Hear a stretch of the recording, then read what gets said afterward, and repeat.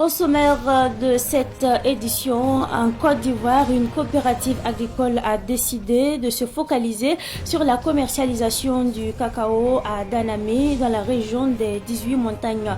Cette coopérative a su s'installer en Côte d'Ivoire à travers un beau chiffre d'affaires et des œuvres sociales remarquables. Cette coopérative a à sa tête fidèle Gom Daougo Tiamrabeogo, élément à suivre dans ce journal. Et puis, l'endométriose est une maladie qui se caractérise par le développement de tissus semblables à la muqueuse utérine en dehors de l'utérus. C'est une maladie qui peut être chronique chez la femme. Quels sont justement les symptômes de l'endométriose? Quelles sont les différentes formes? C'est le grand format de cette édition. Une équipe de Savane Media est allée à la rencontre de Josiane Ouedraogo, gynécologue, à suivre dans ce journal. Mesdames et messieurs, bonsoir et bienvenue à ce rendez-vous consacré à l'actualité sur Savane TV. Allons à la découverte d'une coopérative agricole spécialisée dans la collecte et la commercialisation du cacao au profit de ses membres dans la zone de Danamé, dans la région des 18 montagnes. Il s'agit de coopératives avec conseil d'administration de l'unité de Danamé, présidée donc par Fidel Gom Daougo Tiamrabeogo. Elle est très active dans le domaine social en Côte d'Ivoire. Les précisions avec nos reporters, il s'agit là de Boukari Zongo, Patrice Kissi et Victoire Adier. Créée en 2012 avec environ 400 producteurs de café cacao, la coopérative avec conseil d'administration unité de Danané COPCA UDAN s'est donné pour mission la collecte et la commercialisation des produits de ses membres. Elle ne se limite pas à cette seule mission, mais ambitionne de promouvoir une cacaoculture durable et de qualité dans le respect des normes culturelles et environnementales. Primée plusieurs fois comme meilleure coopérative nationale, COPCA UDAN œuvre pour le bien-être des adhérents et est constamment dans le social. Moi, ma coopérative est née à Danané, dans cette coopérative de Maple. Et aujourd'hui, en tout cas, on est en train de faire beaucoup de travail avec les producteurs qui sont avec UDAN ici. Et les producteurs, vraiment, c'est les producteurs fidèles qui travaillent aussi avec nous. Pour faire certification, il faut avoir les planteurs qui sont vraiment fidèles avec la coopérative. Chaque année, on fait les bilans de chaque section qui ont fait les volumes et les meilleurs cacao, qui fait les bonnes qualités de cacao et il fait les grandes quantités. Nous, on fait les écoles pour les donner. Donc, on a eu à faire moins 3 sections. Il y a section de Maple.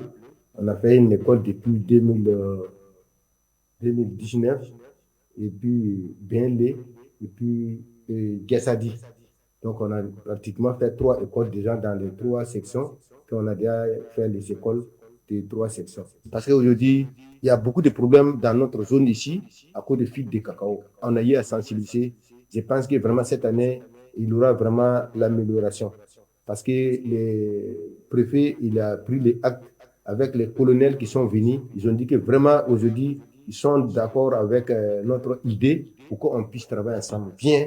Et ils vont fermer toutes les frontières et tous les pistes ils vont fermer pour qu'on puisse gagner le cacao pour aller à Abidjan. L'implantation de cette coopérative est une bouffée d'oxygène pour les autochtones et résidents de la localité qui bénéficient des actions sociales de celle-ci. Il s'agit entre autres d'écoles, forages construits en vue de contribuer au plaisir de ceux qui y vivent. Quand on fait cacao là, il y a notre champ qui a un campement là, c'est loin. Pour faire sortir là, c'est grave. Donc, il y a des fois, on prend Croix-Rouge là pour faire sortir. Mais c'est ici on paye.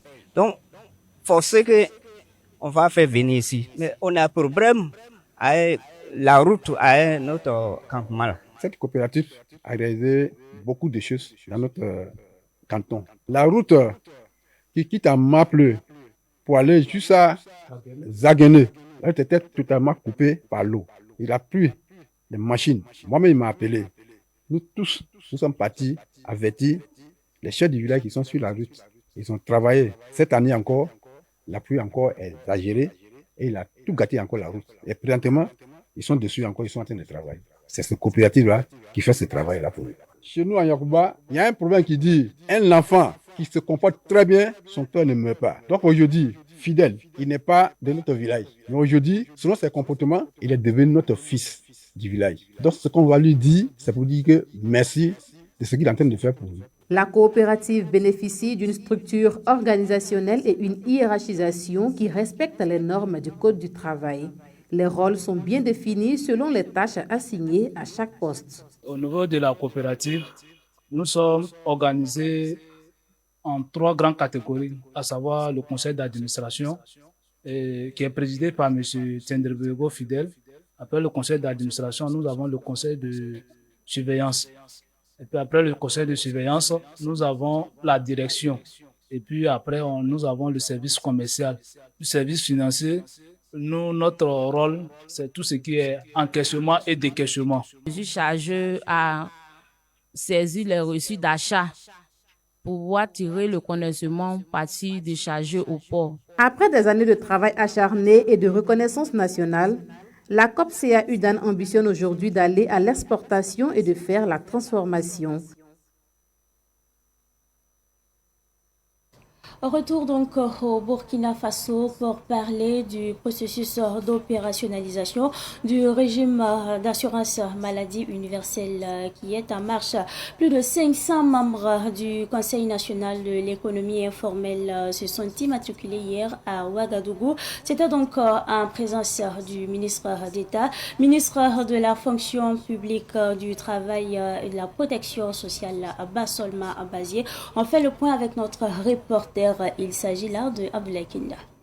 Mobilisation des membres du secteur informel pour profiter de l'assurance maladie universelle.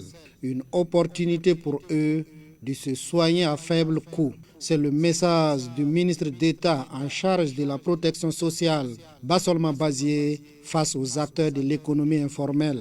Le gouvernement sera très regardant sur la façon dont les cotisations, les contributions de l'ensemble des acteurs sera fait pour que leur santé puisse être prise en charge. Voilà pourquoi nous avons dit que les cliniques ambulantes qui étaient données pour soigner les populations, qui sont en train de rouler dans toutes les régions, si quelqu'un se comporte mal, à faire en sorte que ces machines ne marchent pas, si on met la main sur toi, on va te soigner. Que ce soit le secteur informel, les travailleurs, ils cotisent leur argent et ils se retrouvent dans un centre de santé. Et que le matériel qui est là-bas, il y a eu un manque d'entretien. Quelqu'un qui est cotisé n'a pas la prise en charge parce que quelqu'un a mal géré. L'État va appliquer de façon très ferme une conduite pour ramener l'intéressé dans l'ordre. Les acteurs du secteur informel se réjouissent de l'opérationnalisation du régime d'assurance maladie universelle. La prime à 4 000 francs par mois, c'est-à-dire à la modeste somme de 4 000 francs par mois pour nos acteurs. Parce que nous savons que nos acteurs ont besoin d'accompagnement. Et vous savez, au marché, tant que tu ne sors pas le matin, tu n'as rien. Tu sors le matin, c'est que tu gagnes, c'est que tu peux faire aussi. Voilà, tu économises et tu peux payer par mois 4 000 francs, soit l'année 48 000 francs CFA. Pour bénéficier de ce panier de soins, et pour toi, et pour toute ta famille. Et nous disons famille, et même une famille polygame également est prise en compte. On est venu pour enrôler, voilà, pour l'assurance vie. Une très bonne opportunité pour moi. Voilà, je pense que ça peut faire quelque chose pour moi, en tout cas, avec ma famille aussi. À cette phase d'immatriculation, 2 pièces sont demandées. L'acte de naissance et la carte nationale d'identité burkinabé, CNIB. Cette fois-ci, nous déposons nos valises à Bobo-Dioulasso, la capitale économique du Burkina Faso. Le secteur du Faso d'Alfani s'apprête à dynamiser son image et à sensibiliser les consommateurs grâce à une nouvelle campagne de communication qui se déroulera de novembre 2024 à avril 2025. Intitulée « Exiger le vrai Faso d'Alfani tissé avec les fils Filsa », cette initiative vise donc à souligner en tout cas l'importance de l'utilisation de fils locaux dans la production de ce tissu emblématique au burkinabé. Les précisions avec Nongasida Thomas Sondo de Savane Media Ouest. La campagne de communication sur le fil de Filsa, qui vient ainsi d'être lancée, souhaite attirer l'attention sur la problématique des fils importés, souvent de qualité inférieure, qui impactent la filière textile nationale et la pérennité des artisans locaux. En développant des messages clairs et impactants, les responsables de l'entreprise espèrent convaincre les consommateurs de privilégier les produits confectionnés à partir du fil de la filature du Sahel. Du champ de coton au défilé de mode, le Faso d'Anfani est un vecteur de développement économique et social. Il fédère des milliers d'acteurs, depuis les paysans qui cultivent le coton jusqu'aux stylistes qui créent les dernières tendances. Chacun à son niveau contribue à renforcer notre tissu économique et à préserver notre patrimoine culturel. Filsa, en tant que filature leader au Burkina Faso, joue essentiellement dans cette chaîne de valeur. En transformant le coton brut en fil de haute qualité, nous fournissons aux tisseuses ou aux tisserands les outils nécessaires pour exprimer leur créativité et répondre à une demande toujours plus forte. Lors de la conférence de presse qui marque le lancement officiel de la campagne de communication, des journalistes et des acteurs clés de la filière étaient présents. Une visite des installations de nouvelle génération a permis aux médias de constater les efforts déployés pour améliorer la production et répondre à la demande nationale et internationale. Ces nouvelles infrastructures sont essentiellement pour garantir la qualité nécessaire à la fabrication du Faso d'Anfani pour renforcer les capacités de la filière face à la concurrence. Grâce à nos investissements, nous avons doublé notre capacité de production en passant de 5 000 tonnes à 10 000 tonnes de fils écrus par an, afin de satisfaire les besoins croissants du marché. Filsa lance une vaste campagne de sensibilisation pour promouvoir l'exigence du véritable Faso d'Anfani, un gage de qualité. Cette campagne se veut un appel à la solidarité envers les producteurs locaux et une célébration du savoir-faire burkinabé. En choisissant de soutenir le Faso d'Anfani authentique, les consommateurs contribuent à la valorisation de la culture locale et au développement économique du Burkina Faso. Les responsables de la campagne invitent donc tous les acteurs de la société à se joindre à cette dynamique pour promouvoir un tissu riche en histoire et en identité. Le métier de sécurité privée n'est plus un secret pour 20 agents. C'est la toute première cuvée du centre de formation en sécurité privée Wenlados. Retour sur la cérémonie de la sortie de promotion qui s'est tenue justement le samedi dernier avec notre reporter. Il s'agit là de Daouda Yamiro.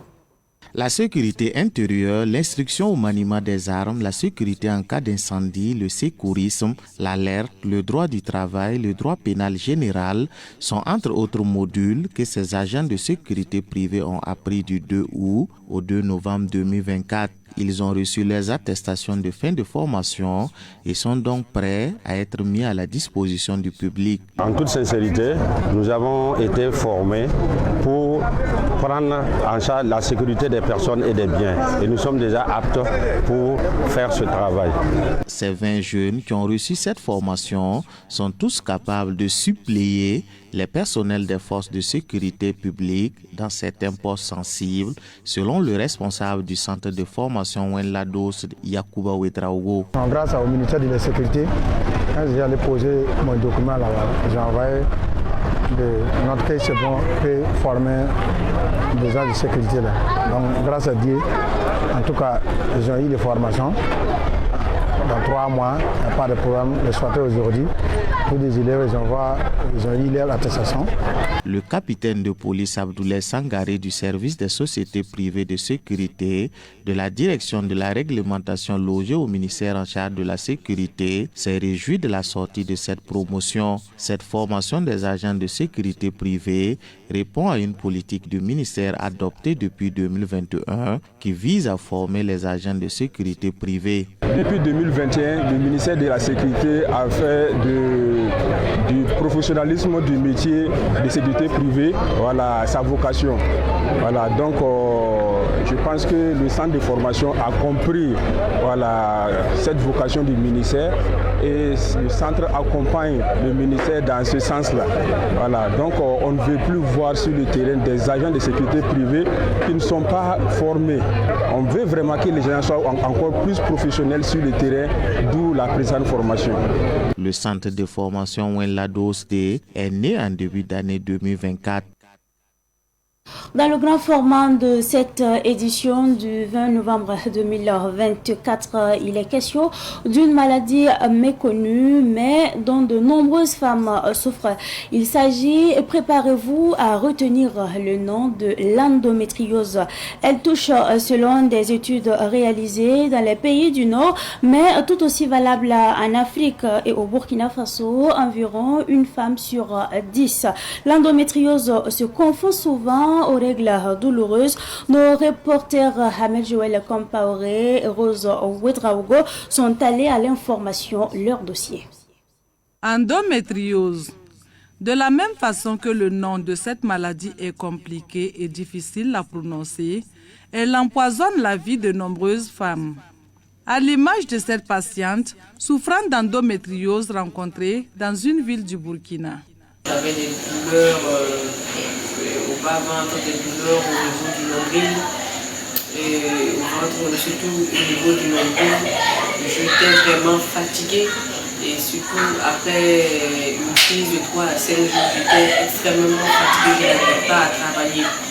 Donc j'étais obligée de rester la plupart du temps à la maison pendant cette crise douloureuse, très très douloureuse. Yvette, c'est le nom d'emprunt de cette patiente. Yvette a souffert physiquement, moralement et socialement pendant des années avant de se rendre compte qu'elle souffrait d'endométriose. J'ai mis plus d'une année, presque 2 ans avant de savoir vraiment de quoi est-ce que je souffrais. Je partais de médecin en médecin, je changeais les médecins parce qu'ils n'arrivaient pas à trouver ce que j'ai. Les traitements qu'ils me proposaient ne me soulageaient pas forcément.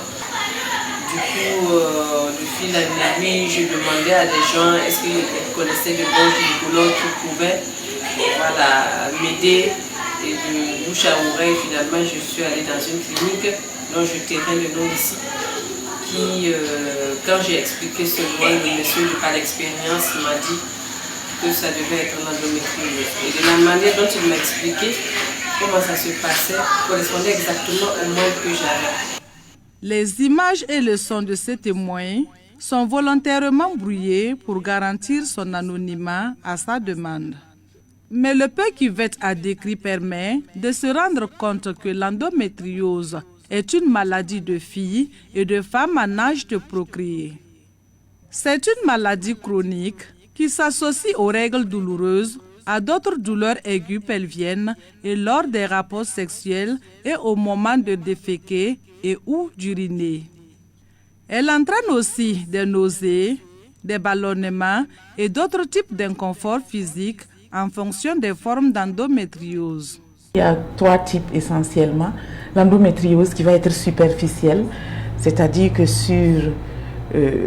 quand on regarde dans un ventre avec les intestins, les taches vont être sur la partie superficielle. Il y a l'endométriose ovarienne qui va se déposer sur les ovaires et puis l'endométriose profonde qui peut aller dans le cul-de-sac du vagin dont on a parlé. Et il y a un 4e type parce que ce tissu peut se retrouver très loin. Par exemple au niveau d'une muqueuse de narine.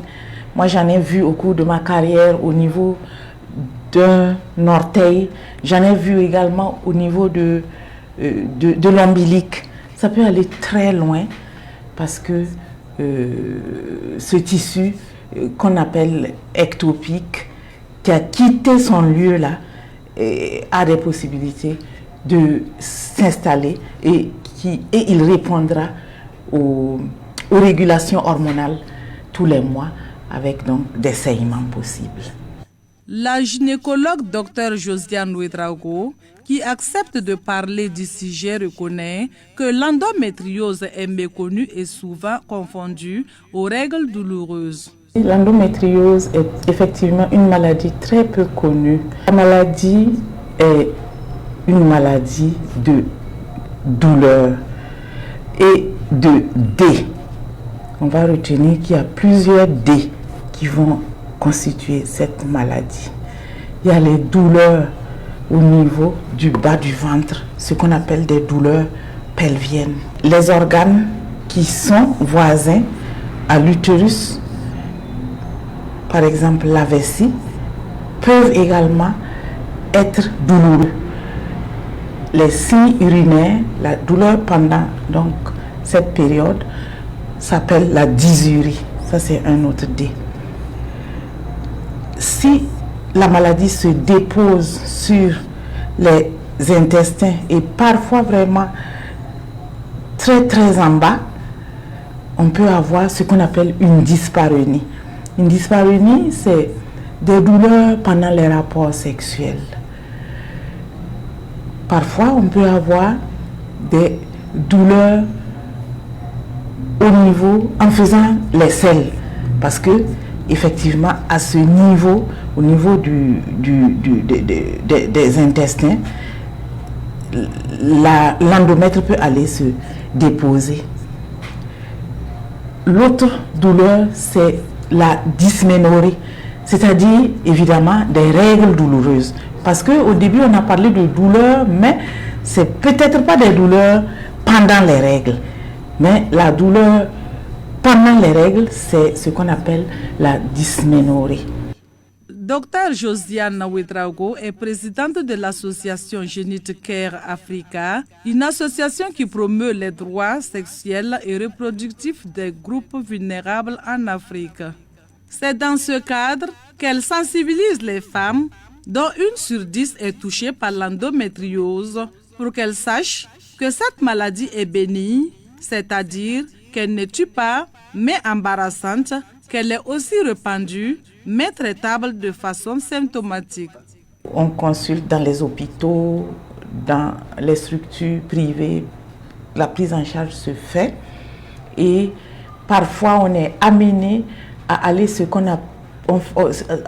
ce qu'on appelle une cœlioscopie, rentrer dans le ventre avec une caméra, on fait des trous à droite, à gauche, au milieu en général, et on arrive à aller regarder. Et c'est en regardant vraiment qu'on va avoir le diagnostic de certitude. Et tous ces examens se font au Burkina Faso. Pour sa part, Yvette, qui en souffre, redoute les dépenses que le traitement de l'endométriose engendre, surtout s'il y a des complications. D'où son appel à l'accompagnement de l'État dans la prise en charge des patientes. Le traitement, ce n'est pas donné, ça coûte cher. Ça coûte excessivement cher parce que chaque fois, il faut aller faire des injections. Chaque mois, ce n'est pas un traitement définitif, c'est pour vraiment calmer la douleur. Voilà. Et je sais que ce n'est pas donné à tout le monde. Du coup, nous souffrons en silence. Et pour celles qui n'arrivent pas à avoir ces moyens-là pour pouvoir se faire une injection, parce que ça coûte cher, c'est compliqué. Je demande vraiment à ce que le ministère de la Santé puisse voir s'il peut subventionner le produit pour ce traitement-là, pour permettre aux femmes de se soulager, parce que c'est vraiment pas facile. Si tu n'as pas les moyens, on dira que c'est une maladie de riche, parce que vraiment, ce n'est pas du donné. L'accompagnement de l'État est d'autant plus attendu que l'endométriose touche presque toutes les femmes actives, de la puberté à la ménopause, sans distinction d'origine ou de classe sociale. Ces causes ne sont pas non plus connues, tout autant que les moyens de la prévenir. Le conseil donc qui prévaut en la matière est de renforcer la proximité avec les services de santé. Par exemple, voir un gynécologue pour un bilan au moins 1 fois dans l'année. Après ce grand format sur l'endométriose, nous parlons cette fois-ci de l'église apostolique Bethesda de Balkui, de la région 1, Ouaga Sud, dans l'arrondissement 11 de la ville de Ouagadougou, qui exprime justement sa reconnaissance à Dieu pour les 10 années d'existence dans l'œuvre évangélique. La soirée d'action de grâce s'est déroulée le samedi dernier sous le thème « Jusqu'ici, l'Éternel nous a Sekourou. Revivons justement cette soirée avec notre reporter Samuel Moko. 10 années de mission, de miracles, de prières à l'aide du Tout-Puissant. C'est pourquoi le pasteur principal de l'église apostolique Bethesda de Balkui fait une halte pour exprimer sa reconnaissance et celle de l'église à Dieu à travers le thème « Jusqu'ici, l'Éternel nous a secourus ». Nous avons débuté notre premier culte ici au 16 novembre 2014. Et c'est par la grâce de Dieu que nous sommes là. Dieu a été avec nous dans nos évangélisations. Dieu a guéri des malades. Dieu a exaucé des prières. On a pris du temps, jeûné, prié pour la nation.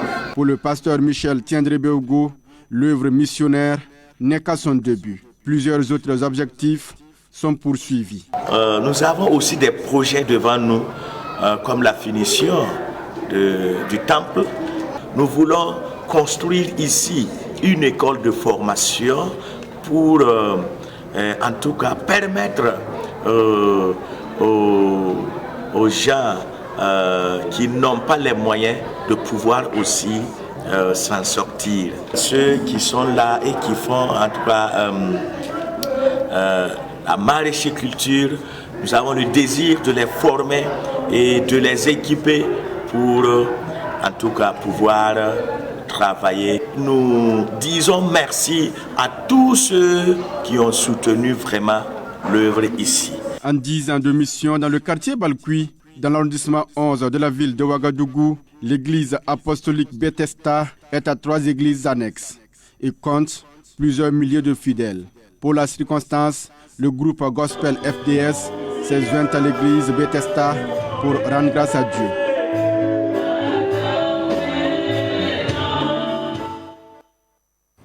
L'artiste Bemida à l'état civil Zimeouna Bintou Abem vient de dédicacer son tout premier single intitulé Dunia, une chanson qui parle de tolérance et bien d'autres valeurs. La présentation a eu lieu le vendredi dernier en présence de notre reporter Madinatou Ouetraougo.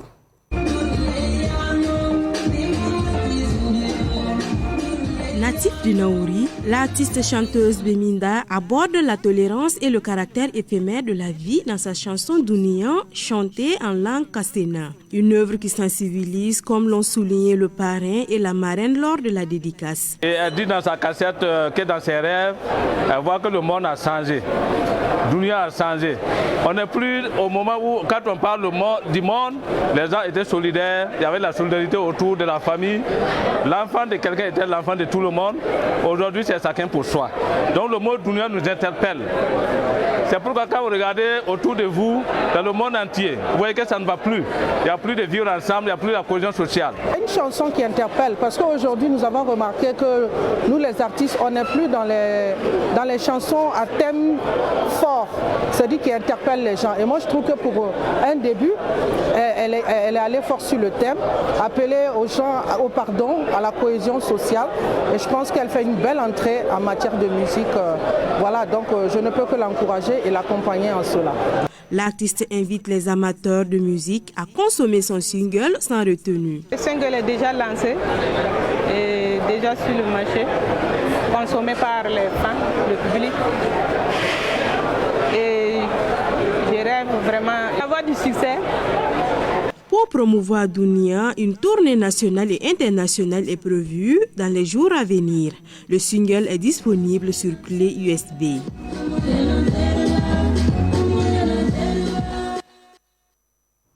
Faites attention à qui vous vous confiez. Vous savez, une oreille à l'écoute peut devenir une bouche qui vous trahit. C'est tout pour cette édition du soir que j'ai pris en tout cas du plaisir à vous présenter. Merci à vous pour votre constante fidélité. Excellente suite de programmes en compagnie bien sûr des programmes de la télévision des nouvelles idées.